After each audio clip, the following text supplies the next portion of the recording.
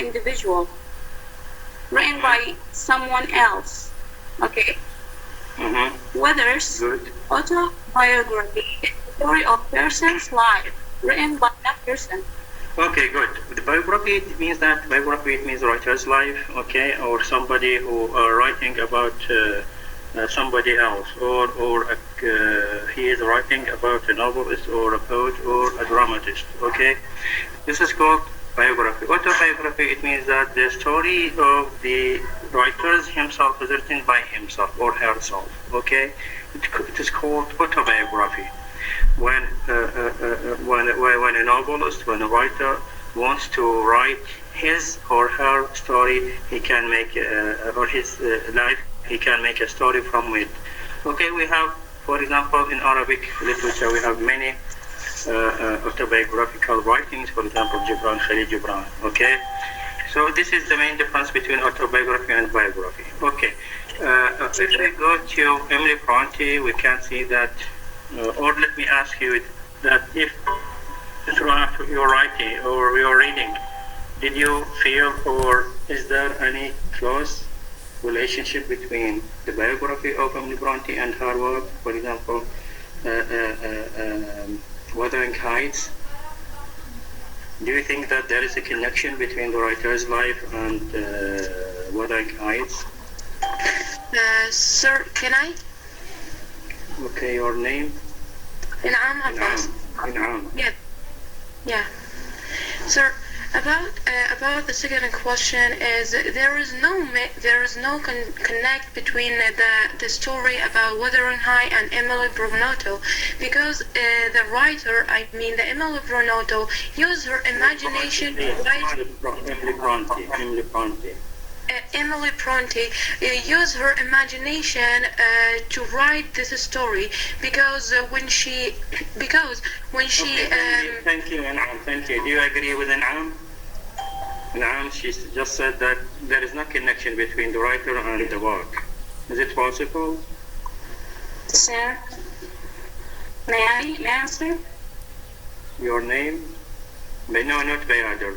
Bayader? Not Bayader. Okay. Do you agree that there is no connection between the writer and his work or her work? Sir, can I? Yes, your name? Ruqayya Haidar. Yes, Ruqayya. I disagree with An'am. Sorry?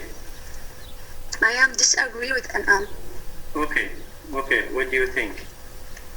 I think there are connection between the writer and the Wuthering Heights. Because the writer described a lot of from the book in the novel.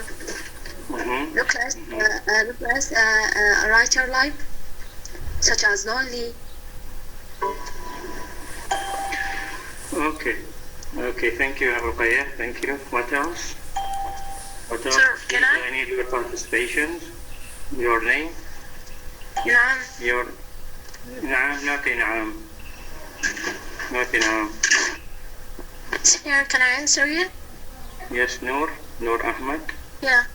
Yes, Noor Ahmed Lazim. I think, sir, there are a connection between the life of novelist and the Wuthering Heights because she described the love in the 16th century. Okay. And how people they can live in this century. Okay. Yeah. Thank you. Sir, can I? Yes. Your name? Sir, In'am again. In'am? No. Okay, sir. I have a question, please. Anybody else? Noor? Who has a question? Noor? Yeah. Okay, Noor. What's your question? No, it's me, but you ask Noor. Okay. Who has a question?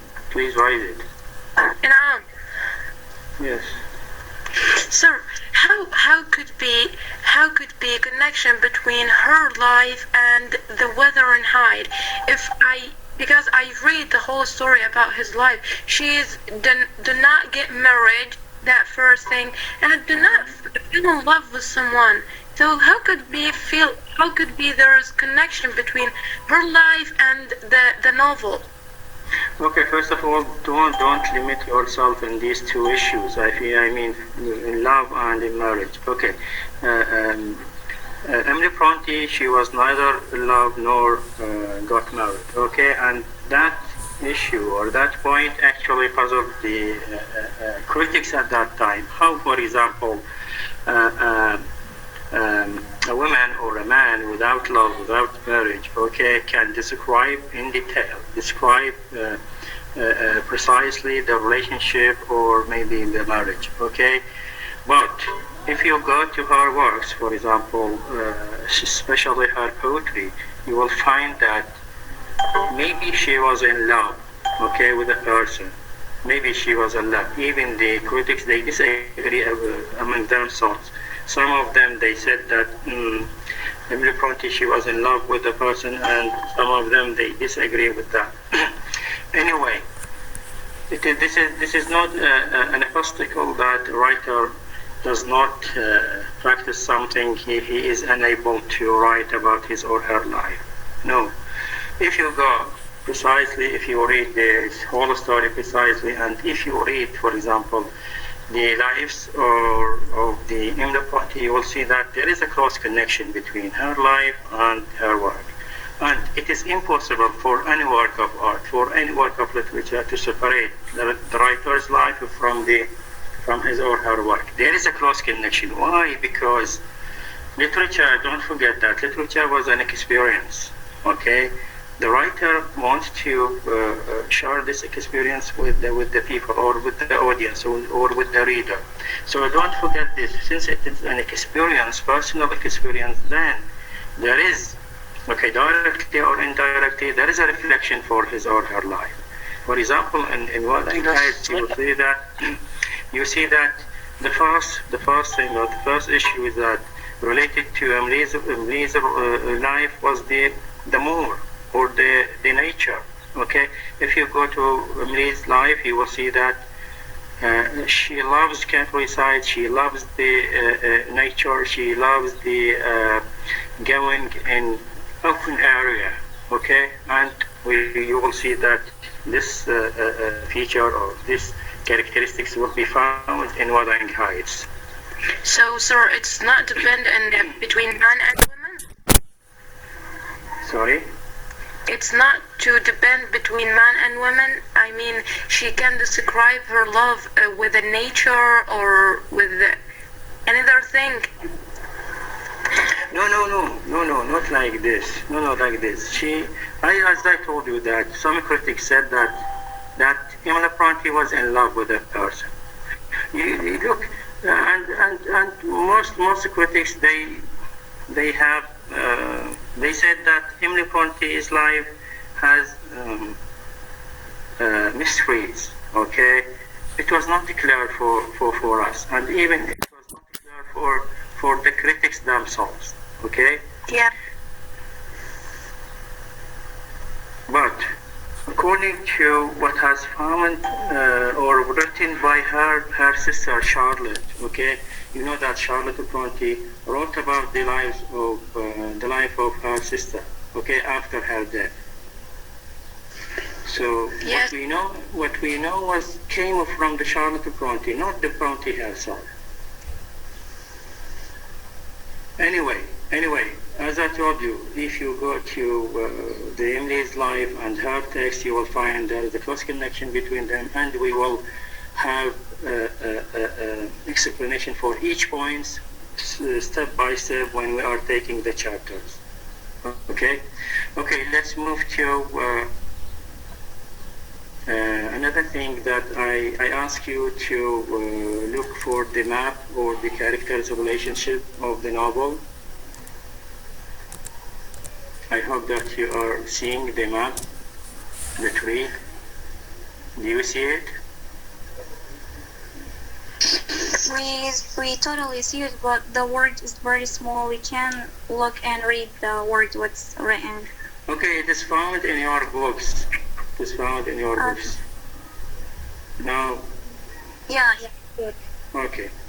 Okay, if you look to this, of course, this is a crucial map or crucial relationship between the four main characters. Okay, so if you don't understand this relation or these relationships, you will not understand the novel.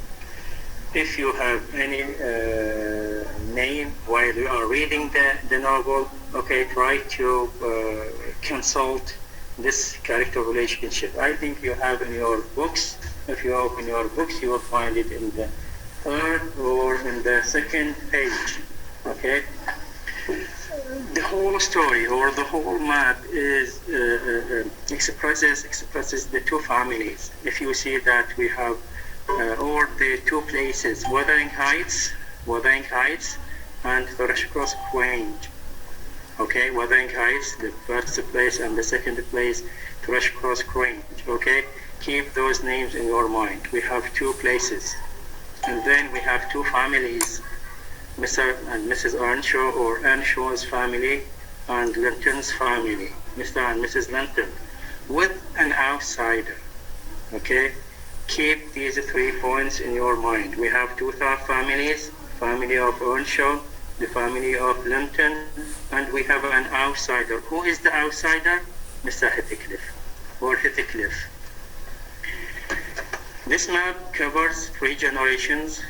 Okay, the novel a little bit difficult. Why? Because it covers 3 generations. If you see the dates, okay, for example, from 1777 till, for example, 1803. It means that we may spend, okay, 1 century, 100 years in this novel. You remember that I told you that the difference between novel and the story represented 1 issue of life and maybe short in time and the place and in characters. Here, the novel extends longer than a story. Okay, now you have seen that this story of Wuthering Heights will last or will take 1 century. It covers 3 generations. The first generation, the parents, Mr. Earnshaw, Mrs. Earnshaw, and the second family, Mr. Linton and Mrs. Linton. And then Mr. and Mrs. Earnshaw, or Earnshaw's family, they have 2, we have 1 boy and 1 girl. The first Hindley, and the girl was Catherine or Kathy. Okay, Linton's family also, they have 2 individuals, they have 2 persons, they have sister and brother, Mr. Edgar Linton and Isabella Linton. Okay, these are 2 families. Okay, and then we will have Hindley will get married with Frances, and then they will have Horton Earnshaw. Catherine will get married with the Edgar Linton, and then they have also little Cathy or Catherine Linton. Please don't mix between the Catherine the mother and Catherine the daughter. And then we have Isabella will get married with the Heathcliff. The Heathcliff, don't forget that he is the main character in the novel, and he was an outsider. He was an orphan. He was taken by Mr. Earnshaw to their family. He took him from London streets, okay, as an orphan boy, and took him to his family. So Heathcliff will be the generator of the events, okay. He will be the main characters who maybe destroy, or maybe we say that not destroy these 2 families. It is the story of that outsider, how he came at the beginning, how then he managed to destroy both families or get revenge from these 2 families. Why? Because of his love for Catherine. Why? Because of his hatred for Hindley. Sorry. So as I told you, we have 3 generations, so go through it carefully and try to memorize or to keep in your mind those names because they are very important in understanding novel.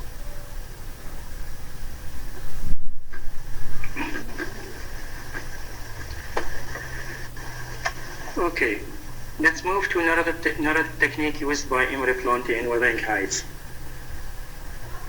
The first technique, of course, the technique that used by Imre Planté was a little bit complex.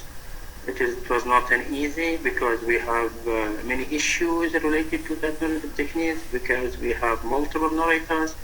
We will not have one narrator. We have different narrators. We have, for example, Lockwood. We have Nadine. We have other characters can be or can have substitute the main narrators. And also we have time shift, we have graphic settings, and we have other devices, for example, for shadowing and flashback. And also we have the significance of the name. Okay, let's start one by one. The first technique used by Imre Planté was the multiple narrators. You know that narrator, okay? We have the narrator. In Arabic, what do we call him? Narrator. الروائي أعتقد. Yes. الشخص اللي يروي الرواية. He is not the writer himself. He is not the novelist. But the novelist uses this character to narrate the story. It is called the narrator. Okay. By what? By the narrative technique. Okay. I mean, the novelist implies a person or a character, main character, or inside or outside the story, that he will narrate the story. So, by doing this, the writer distances himself or herself from his text. You understand? He becomes an outsider. The novelist becomes an outsider for his story. This is a technique actually used by in the writing novels. So the first narrative technique used by Imre Planté, and it was that unique narrative technique. We have 2 main narrators and we have secondary narrators. For example, we have Lockwood and Nadine. Lockwood is the Heathcliff's tenant in the present day. Okay, we have a present day and then we have past day. You will see that the events through the eyes of first Lockwood. Lockwood started the novel at chapter 1. You will see that he will be the first character who are speaking about the events, and he was the tenant. You know tenant? He rent a house from Heathcliff. So he is Heathcliff's tenant. Okay, and he is talking. Yes, and he is talking about the present day. Okay, it means that this is the present, not the past. Because of his curiosity, because he is curious. Okay, he wants to know more about the mysterious man. Okay, and this curiosity will lead us to the whole story. He was a very curious man. And he wants to know everything about the mysterious man, about mysterious places, because he used to travel from place to place. So through his eyes first, we will see that, or we will have first description of the hero. We will see that Mr. Lockwood will describe Nadine, also will describe the Heathcliff and the relationship between Heathcliff and the boys at Wuthering Heights. So his narratives provide an external framework for the story. He's an outside the story. Okay, look to this beautiful technique. Okay, wonderful technique. That Lockwood starts the events. Lockwood starts the description, and then Mr. Lockwood was an external character, external framework, or provide an external framework for the story. Opposite to Nadine. Noladine, she was a servant, okay? She was a servant, she was working in Wuthering Heights, and she represents the internal narrator. It means that she was the eyewitness and who focuses on the past. Look, we have two things. We have the present day narrator, I mean connected to the present, Lockwood, and we have Noladine related to the past. Okay, and through her eyewitness, it means shahid. Through her witness or eyewitness for the events happen in the past, she will narrate for Lockwood. Look, narrator and then narrator, okay? And we will have another narrators, minor narrators, okay? Now let's focus about the Lockwood as an external narrator, and Noladine was the internal narrator. It means that she was living among them, okay? And we will see, and as Lockwood also will see that the events through the eyes of Noladine. Noladine will narrate the whole story. Another minor narrator such as Kathy, Catherine, or Isabella, who use the first person point of view. Now, we have Noladine, she used the third person point of view. Third person, it means that she will say she, he, okay? She will use the pronoun he or she. Whereas, for example, Kathy and Isabella, we will call them first person point of view. It means that Kathy and Isabella will use the pronoun I, or my, or we, okay? So they are, or Kathy and Isabella will use the first person narrator. It is very complex and very beautiful narrative techniques used by Emily Bronte. Another narrative technique related to the time shift. Throughout the story, we will have a shift from the past and the present. As I told you that Mr. Lockwood represents the present time, whereas Noladine represents the past, and we will have a shift. Why this shift from past to present, or from present to past, to give the story a realistic picture? Another narrative technique, I think we talked about it, will be the Gothic setting. Okay, in Gothic settings, Emily Bronte was very successful in producing the gloomy atmosphere. If any person read the whole story, he will see that it was very gloomy. Okay, all the events were very gloomy. You know gloomy? Very dark. So, to reflect that darkness, to reflect that gloominess of the characters, gloominess of the events, Emily Bronte provided a Gothic setting, horror setting, gloomy setting. For example, dark moors, stormy moors, you know, stormy with the high wind, snow, and the gloomy atmosphere. All those things, they will foreshadow, okay, the events, or they give the reader or the audience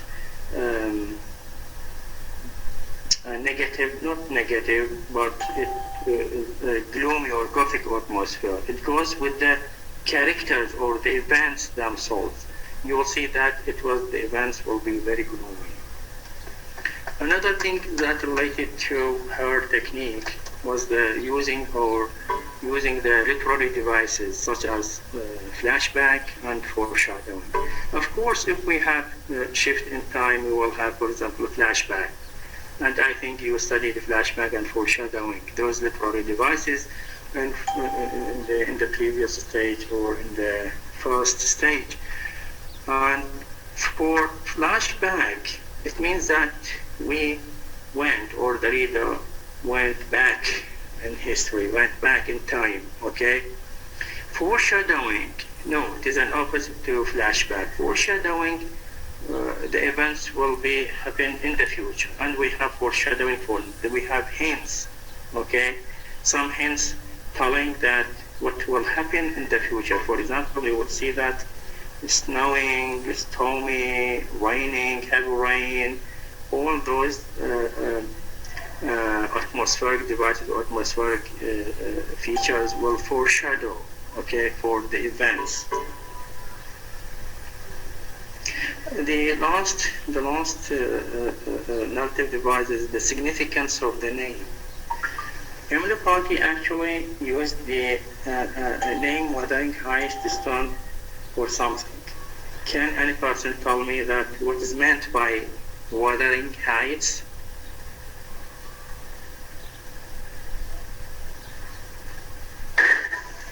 Yes, sir. Yes, I think wuthering is Murtala Abdul Mahsen. Yes, Murtala. Wuthering is an adjective that refers to turbulent weather that's created by strong wind and other to accompany storms. Good. Okay. Yes, and also wuthering signifies the symbolic wind that brought and the twist characters in the novel,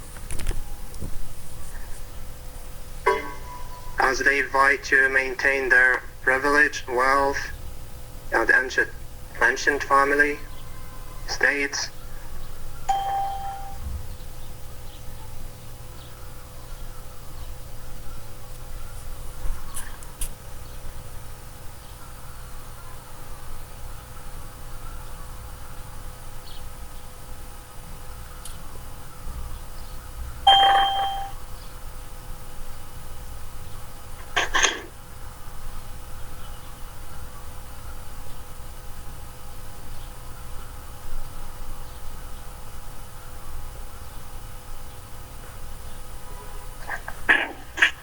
Yes, sir, we hear you.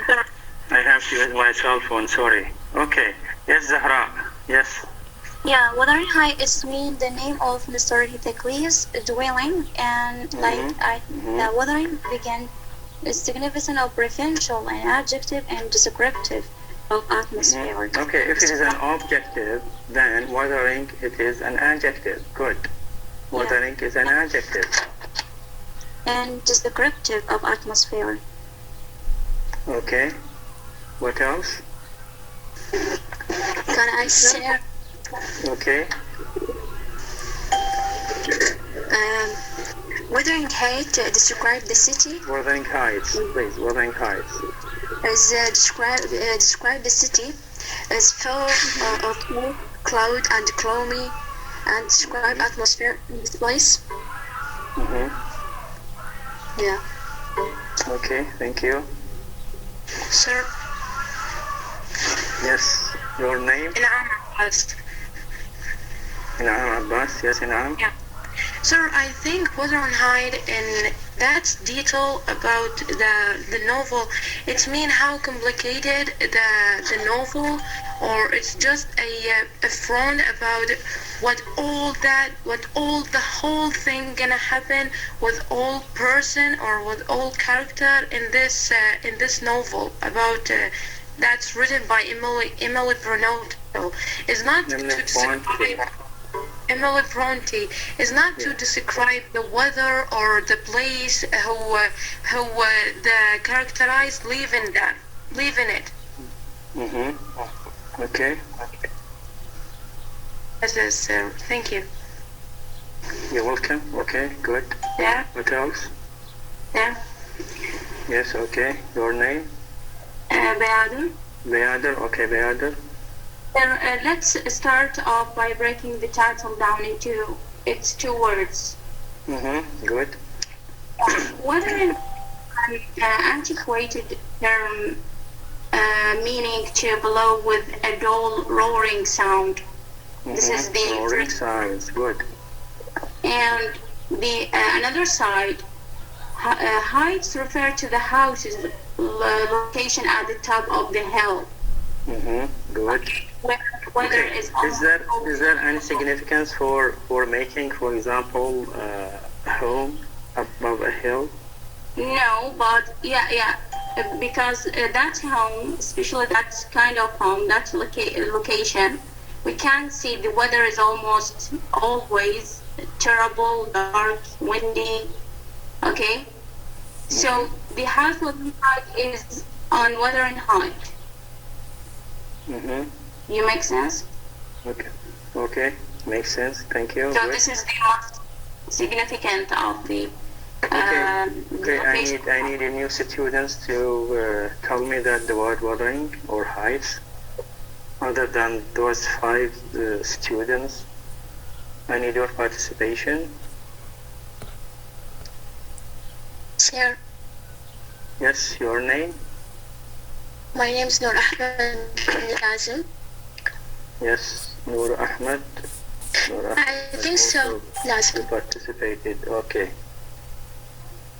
Sir, I think so. The Wuthering Heights is describe Yorkshire Mountain in north of England, and how the weather was horrible. And in this novelist, the novelist, she take us for looking another side or another name, get us the face of another love.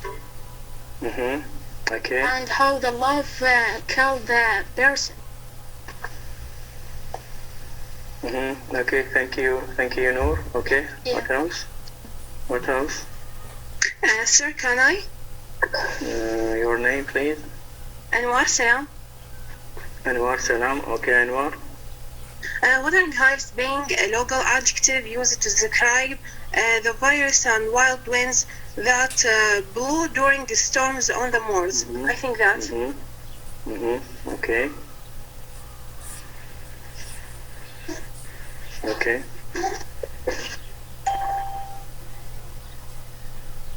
Yes, what else? Sir, Yes, Sir, can I? Yes, male voice. Your name? Murtala Abdul Mahsen. Okay, Murtala. Yes, Wuthering Heights also signifies the cyclic winds that batter and twist characters in the novel. Okay. As they fight to maintain their privilege, wealth, and ancient family. Okay. Good. Yes, also states or and you are suffering at the hands of other characters. Good. Okay, if you focus upon the word wuthering, you will see that it is an adjective, and this adjective should describe what describes the noun. The noun must follow the adjective. Okay, the noun is the heights, and the adjective will be wuthering. Okay, if you go to search about wuthering, you will see a roaring. Okay, something disturbing, something, for example, not settled, blowing very strong. Okay, heights, it means that something high. Okay, don't forget this is the name of the Wuthering Heights, the name of the building, the name of the house, Wuthering Heights, and the name takes its name from what from the situation. Heights, it means the hills. Okay, when we have a great wind, okay, or roaring winds, okay, naturally it will blow or will hit the house above the hill more than down in the valley, for example.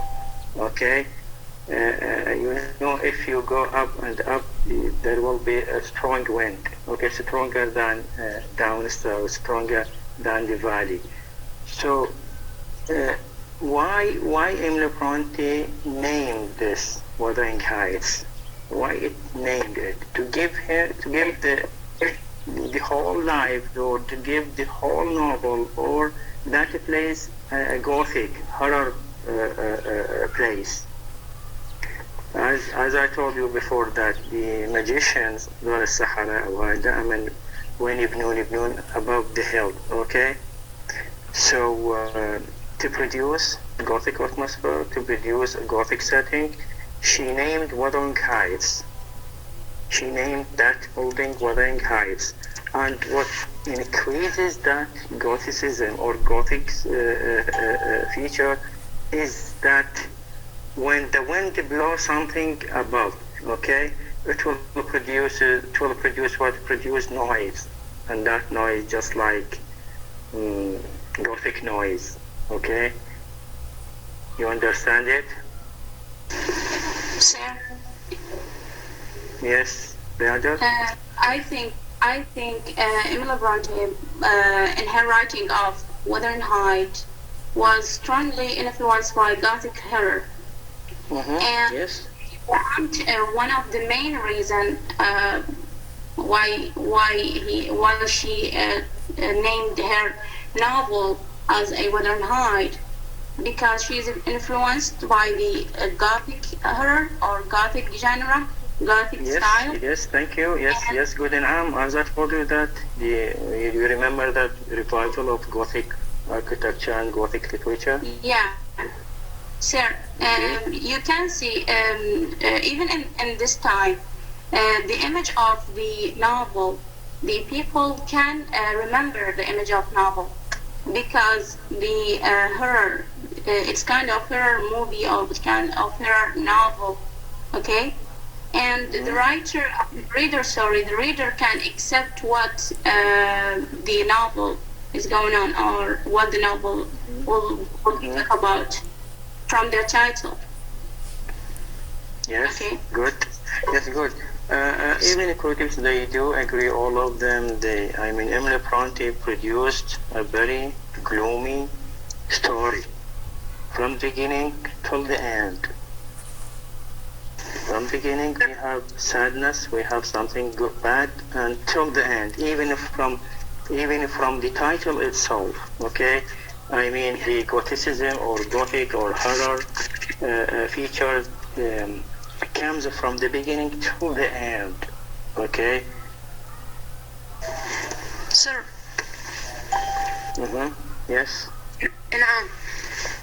Yes, Actually, I agree with Bayader totally 100%. And my opinion is what we saw in that novel.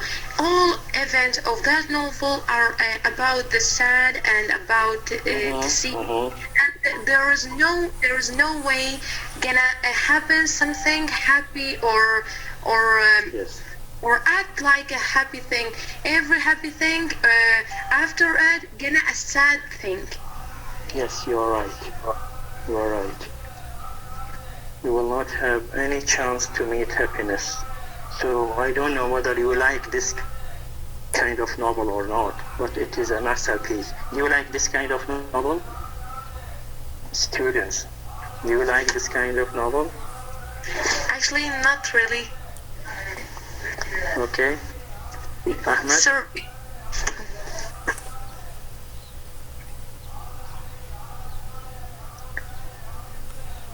Okay. Do you like this kind of novel? This is personal question. No, I don't like. In my opinion, it is like I watched the movie about the Swallowing High, and I wrote the novel. I read the novel last year I read it. So it's like there's dark and like the atmosphere and everything's bad and sadness. It's really give you like a feeling and make you unhappy. Yes. Actually, we used, for example, in Elizabethan drama, you used to have happiness at the end of the literary work or at the end of the text. This was a technique used by writers before Victorian age. But with Victorian age, because it will be more realistic, okay, writing, you will find that at the end we will not have necessarily have a happy life or a happy scene. Okay, as I just told you that Wuthering Heights is the gloomiest, okay, novel in the history of English literature. It is very gloomy. Maybe it was opposite to Jane Austen Pride and Prejudice. If you go through Pride and Prejudice, you will see that totally opposite for it. Anyways,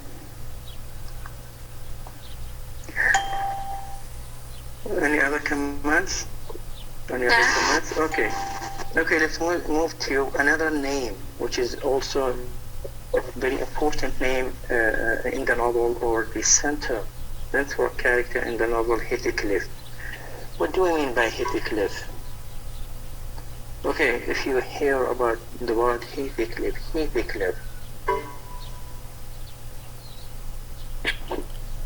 Sir, can I yes, answer? yes, Heathcliff. Tuqar Sattar, No, Fatima Jihad. Fatima Jihad, okay. Yes. Heathcliff is the name of the hero of the story. Okay. Yes, and Mr. Hayashino, when he finds him, he liked to name him a new name, and he chose that name because... Actually, after his dead son, he has a son, Mr. Anshaw has a son who died when he was very small. Yes. So his name means the cliff near the heath.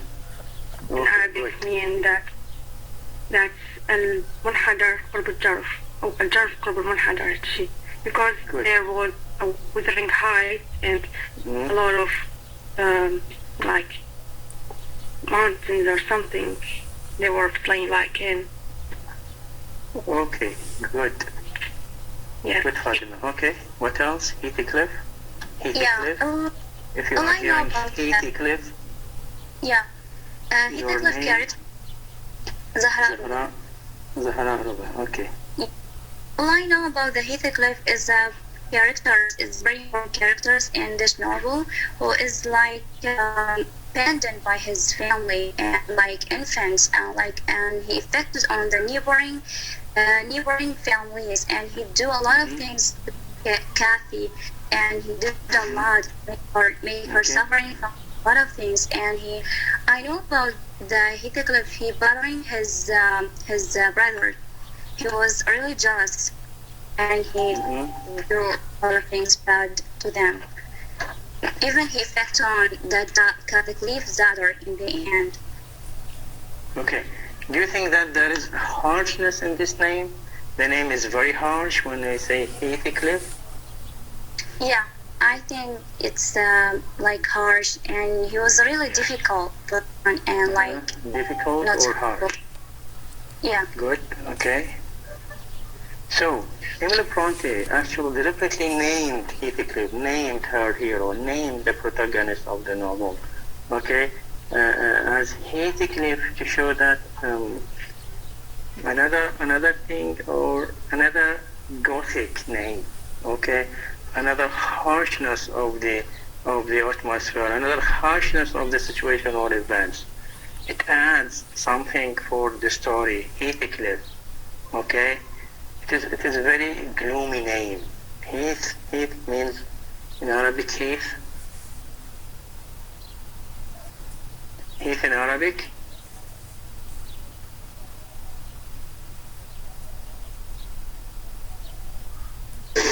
Sir, الأرض البور. الأرض البور and heath is that the grass. Neither short nor long. Okay. أعتقد إحنا نسميها الحلفة. Have you heard about this name?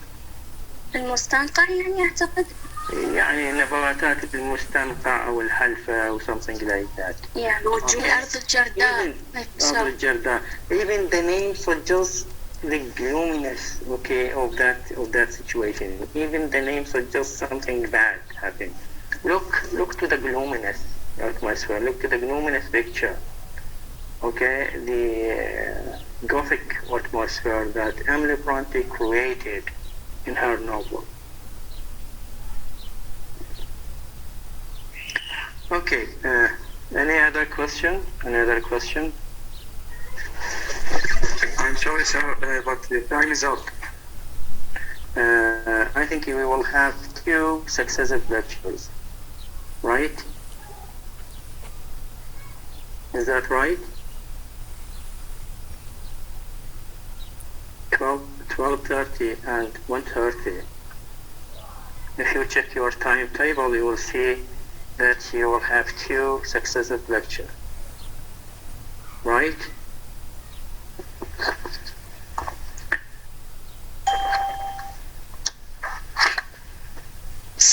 yesterday we discussed the table, and the lecture began in 12:13 and she finished in 1:30. I think it is not finished. You have 12:30, and 1:30. No, sir. It's like Are you that. sure? It's finished at 1:30. Okay. Anyway, let me continue. Okay, these two lectures, and you will have another one lecture on Thursday, I think. Since you are free, you will not have any lecture. Today you will have no lecture after me, right? Yes, sir. I'm sorry, but I have to leave. I have work. Okay, it's up to you. Sir, I want something from you, please. When we finish the lecture, can you send us the PDF on the Telegram, please? I always send it in the model. Okay. Okay, would you like to continue or stop at this point? Sir, I'm honored to be in this lecture. Okay, it's up to you. Okay, let's stop at this point. Okay, next time you will have 2 chapters. Okay, 2 chapters. Please try the first and the second chapter. Okay, please try to read them well, understand them well, critically understand. Critical thinking I need. I don't need you to just read it, because every word has meaning. Every word it has literal meaning and additional meaning. As we explained, for example, wuthering heights, as we explained, for example, heaty cliff. So every word in the text will have meaning, certain meaning. They are not put or written randomly. Okay, they deliberately written in the novel. So please try to focus on them. Try to read the summaries about the 2 chapters, and then explain for me, and I will ask you questions about them, and I will consult your names.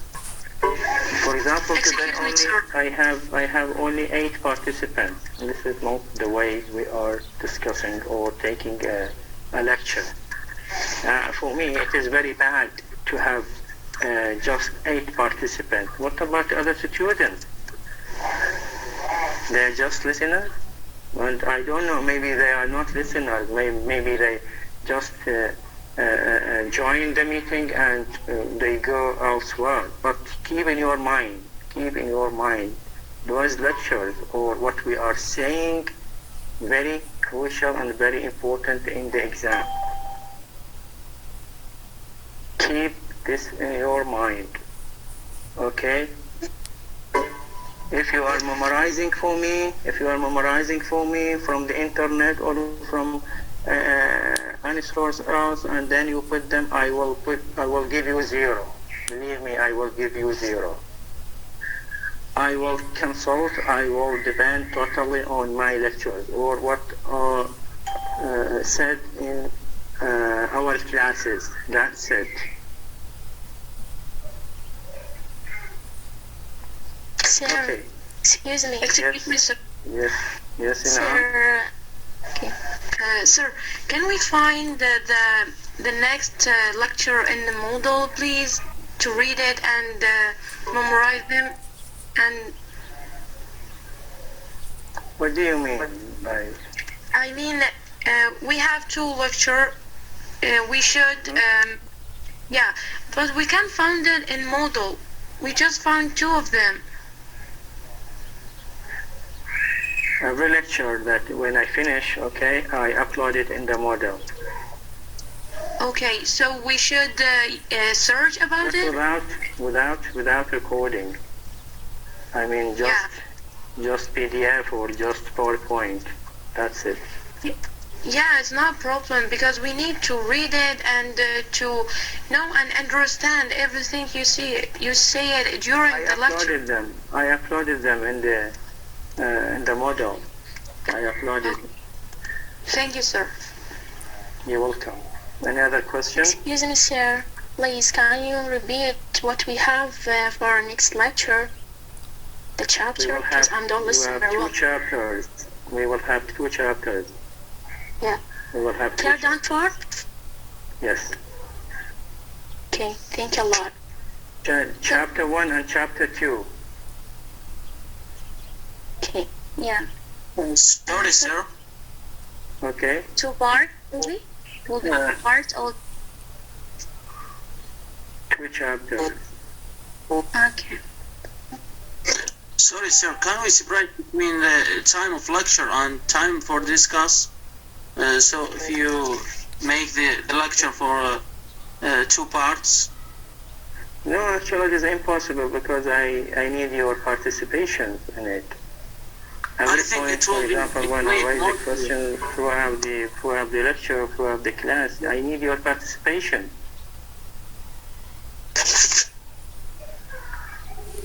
So as you say, sir. Thank you. Okay. You're welcome. Any other question?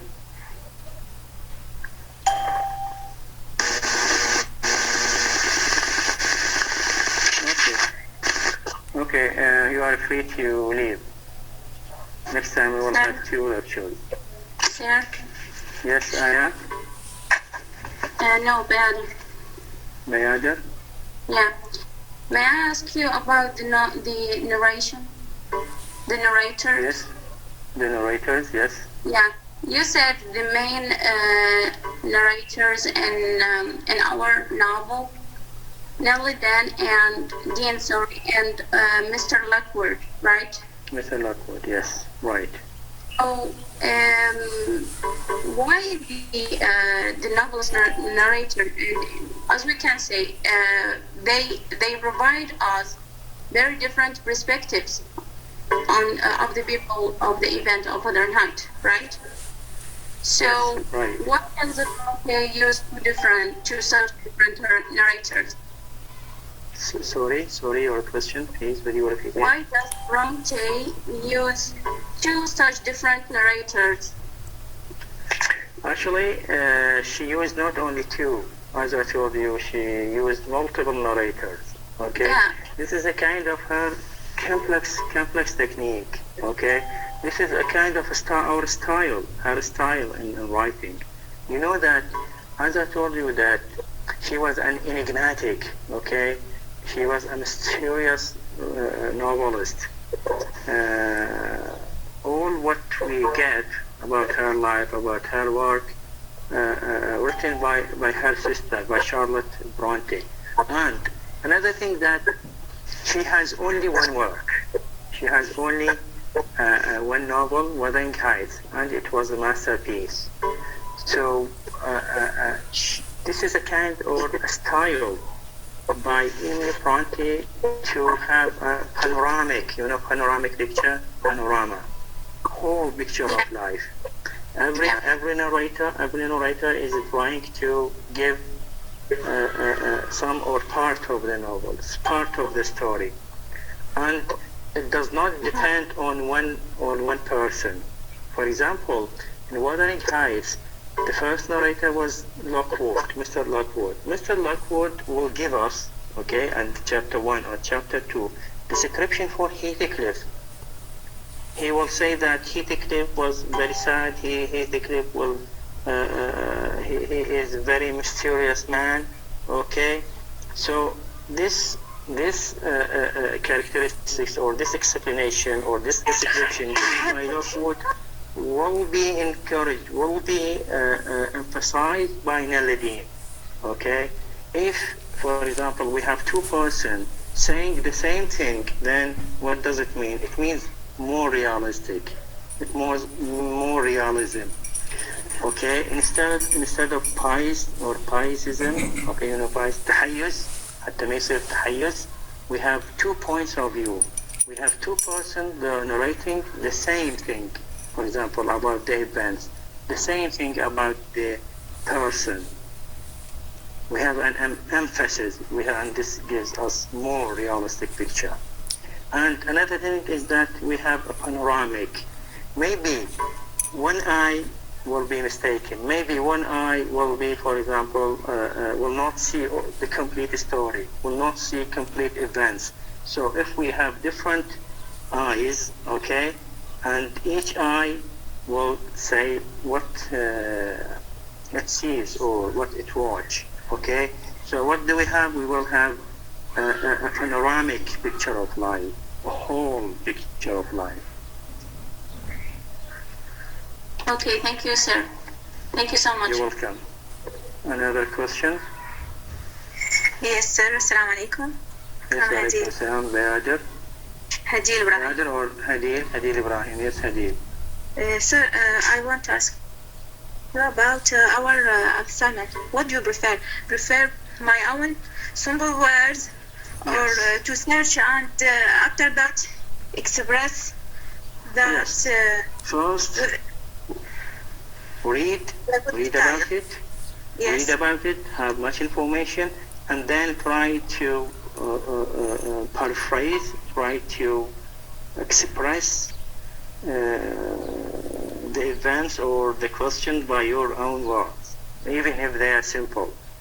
Okay, my aim behind that is that I need you a critic, not a critics, but I need to encourage or improve your talent, your criticism, your talent of thinking.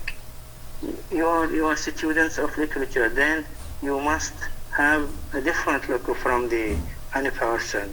If you, for example, look for a book, you will not see just like a book, okay? You will see, for example, a story. You will see it, for example, an education. You will see, for example, moral lesson. Okay, you understand me?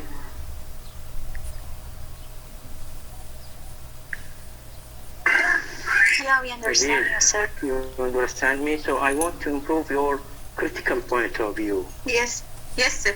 I think every woman or man has own expression, own image, dealing with his information. Yes. يعني عندنا صور مختلفة للموضوع يطرح. إن شاء الله أبدأ. بس أنا أريد أنمي قابليتكم بالكريتيسيزم، قابليتكم بالكريتيكال ثينكينج. يعني ما تشوفون اللي يشوفه أي ناس. Okay? I need you to see behind this. I need you to look for those things from different angles, from different perspectives.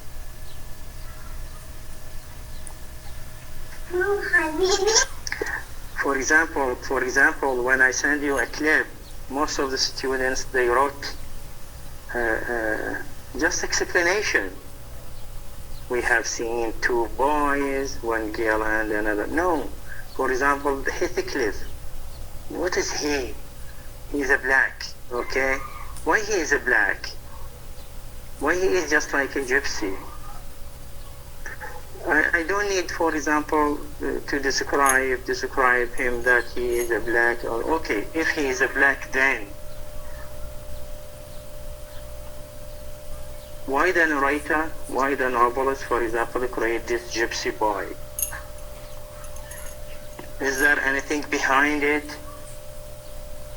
Okay, if, for example, we have dark eyes, what does it mean, dark eyes? If, for example, we have a person who thinks too much with less speech, with less word, what does it mean? Okay, when we go to the clip, okay, we have what? We have the atmosphere, okay? What is that atmosphere? What is that geography? What is that time? What happened? All those things, I need them.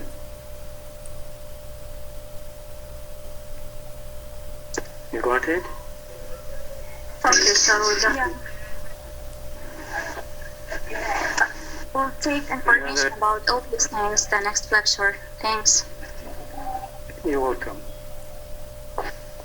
Another question, any comments? Yes, sir.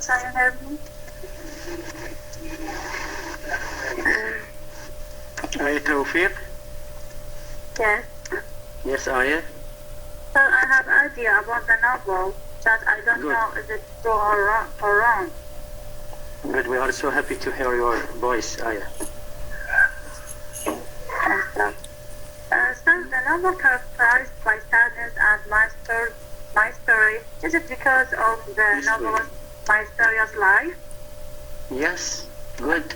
I think Very because good. of her mysterious and volatile life, where she received her education at home, Yes, due yes, to the outbreak of tuberculosis and the matter that led to her choosing to have the heroes of the novel die because tuberculosis and the same disease that was almost the cause of killing all members of her family.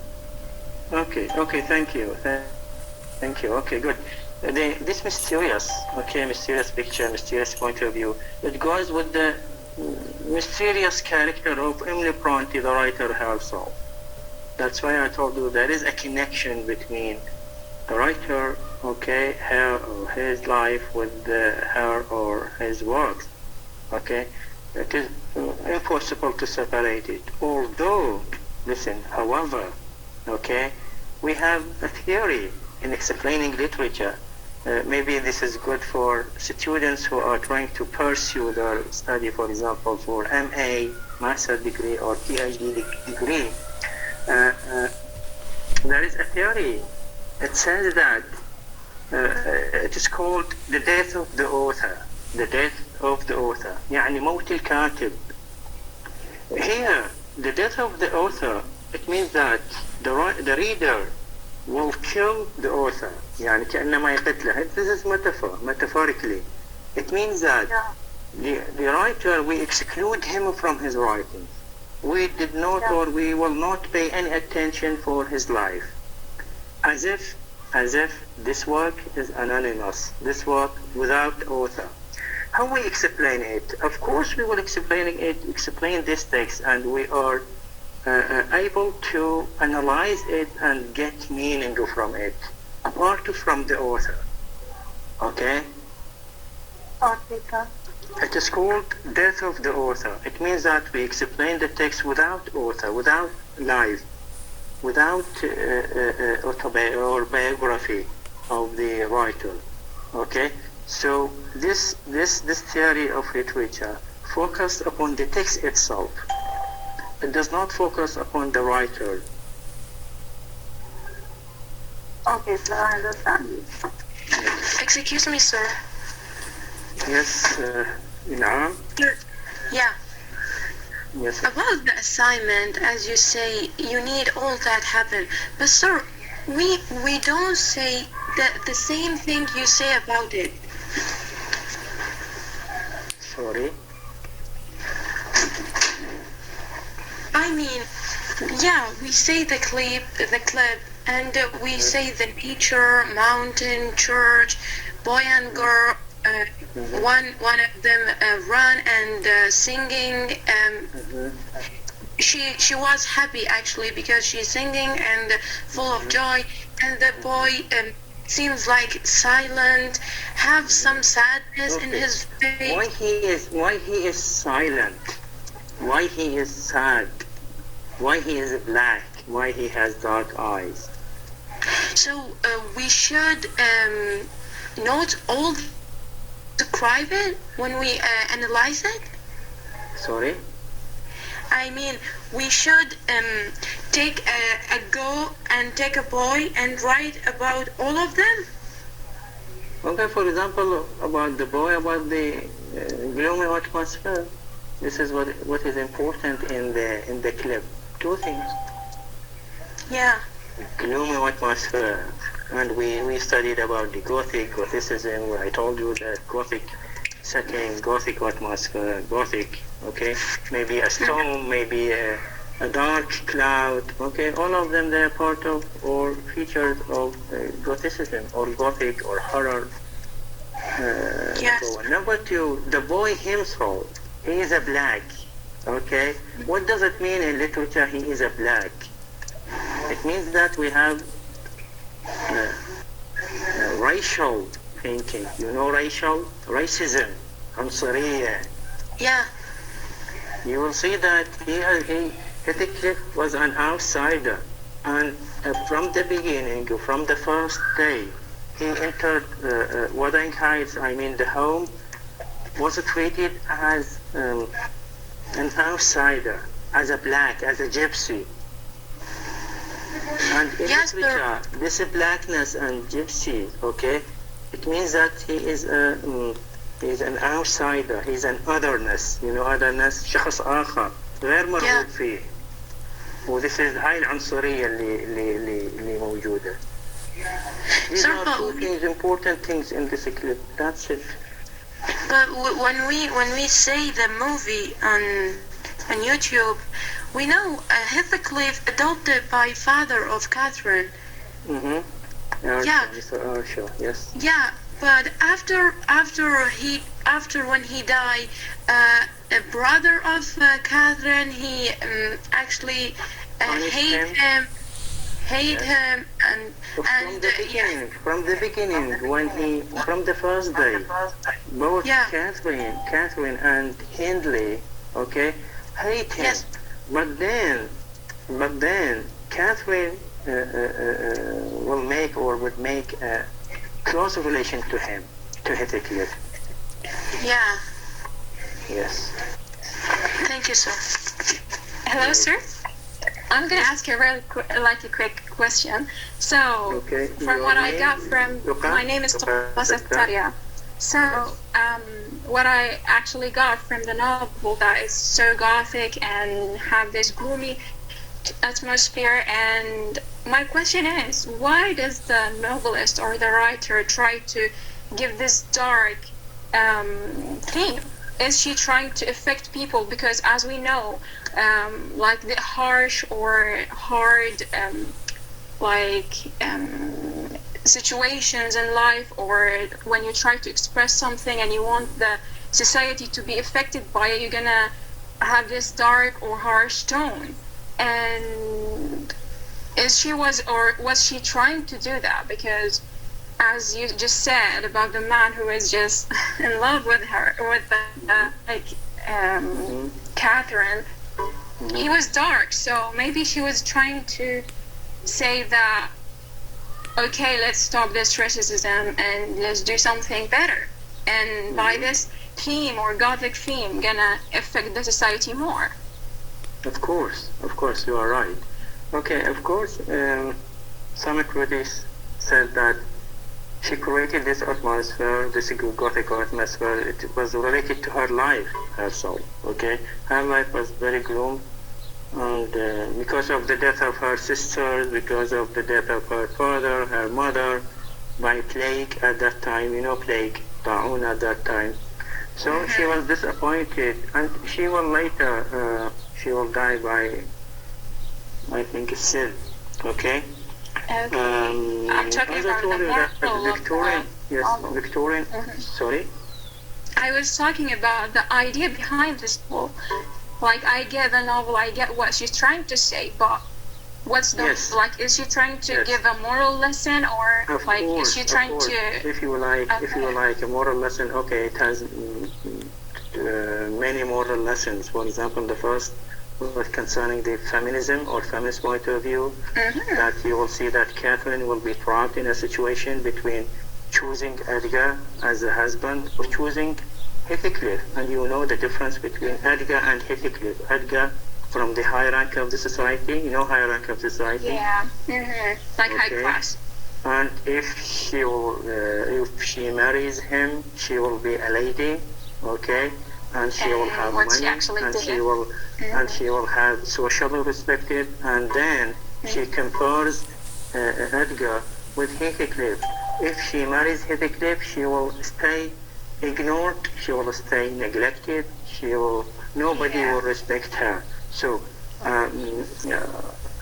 although she will find her in a gothic situation, either to choose her heart or to choose her mind, because her mind goes with Edgar because he has money, because he was socially respected, and this is her mind. Her heart goes with Heathcliff.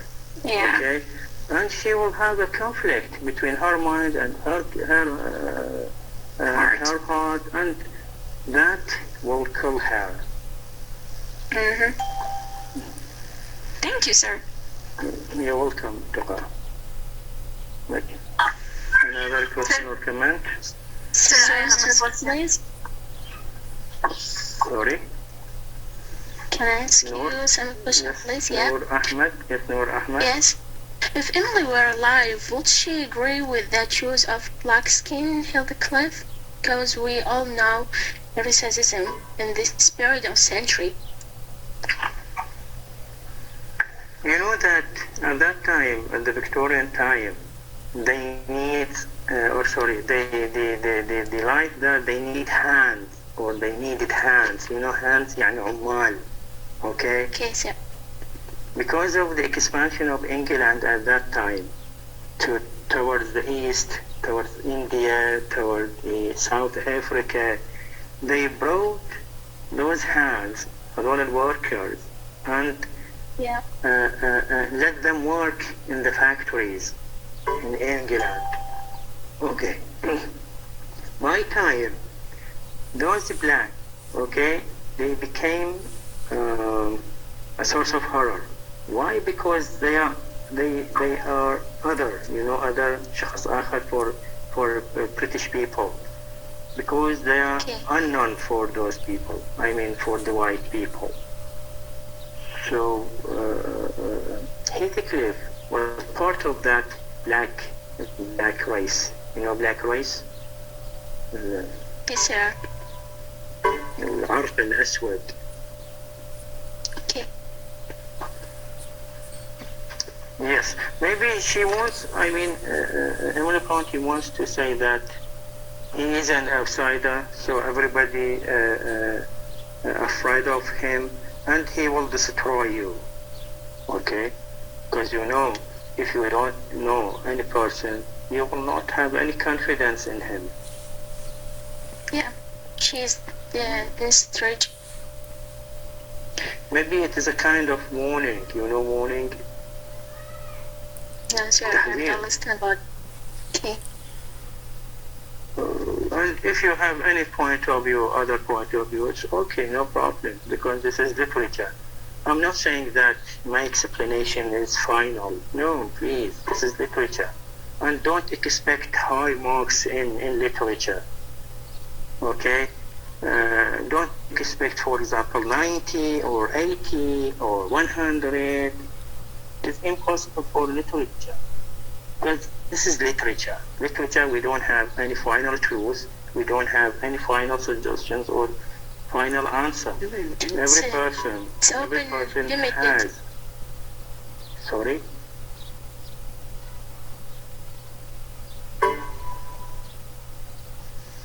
She said it's unlimited. Yes, unlimited, good. It is unlimited, right. Unlimited truth. Maybe in our time, okay, we are explaining in wuthering heights according to our beliefs. Okay, after 100 years, we will have another explanation, which is completely different nowadays. Okay, maybe before one or at the time of writing this novel, they had another explanation, which was different from nowadays. Okay, so explanation or literature depends on the social, cultural, and the time of explanation. Sir, since you just talked about this point, so in the exam, do you want us actually to write what we understand from your text, like the PDF that you're gonna send on Telegram, and like the lectures that we're having right now? So do you want us to write what we understand from it, or do you want us just to memorize the text that you sent? No, please, memorization will get no benefit. No. Sounds good. What you are Thank you, sir. What you are understanding from this question or from anything you are asked about.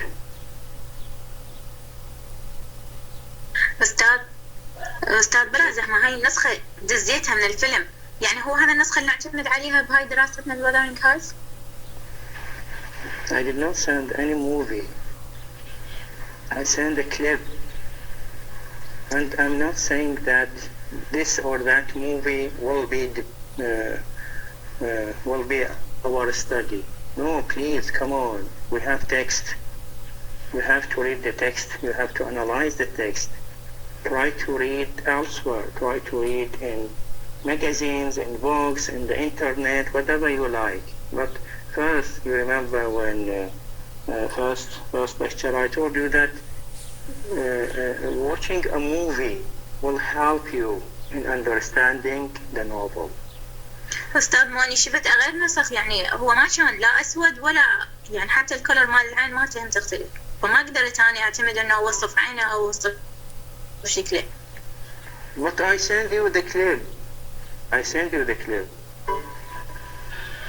I'm not responsible for other clips or other movies, for example. I send you a specific clip. I told you to analyze according to this specific clip. Okay. Yes, any other comments or questions? Sorry, sir, can I add something? Okay. Adil? In the clip, yes, in the clip, I think the weather, the folk in the Wuthering Heights revere the gloomy sadness and cold because I heard Yes. in there. Yes, right. Good. Thank you, sir. You're welcome. Yes.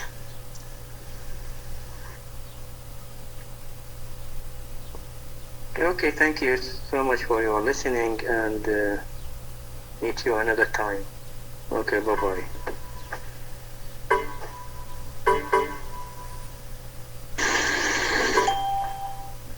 Goodbye.